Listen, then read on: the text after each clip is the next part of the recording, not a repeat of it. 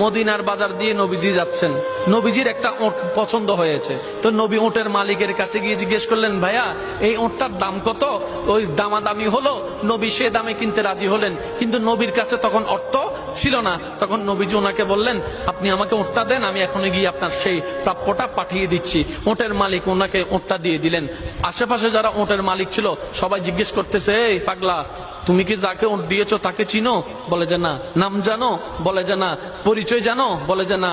ঠিকানা জানো? না। তো তুমি যে ওটটা দিয়ে দিলা, উনি যদি ওটার টাকাটা না ফাটায় তখন তো তুমি লসের মধ্যে চলে যাবা। সে ওটের মালিক বলে, এত সুন্দর নুরানি চেহারাওয়ালা কখনো বাটপার হতে পারে না, কখনো চিটার হতে পারে না, কখনো মিথ্যুক হতে পারে না।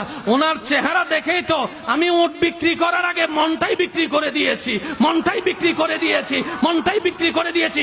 তোমরা যাই বলো, আমার মন বলে উনি আসবেই আসবে, টাকাটা পাঠাবেই পাঠাবে।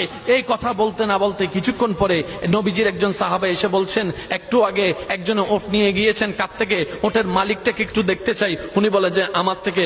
তো উনি বললেন, আমাদের নবী আপনার থেকে ওটটা নিয়ে গিয়েছেন, ধরেন ওটের টাকাটাও দিয়েছেন, আপনাদের খাবার জন্য কিছু খেজুরও হাদিয়া পাঠিয়েছেন, খেজুরও হাদিয়া পাঠিয়েছেন।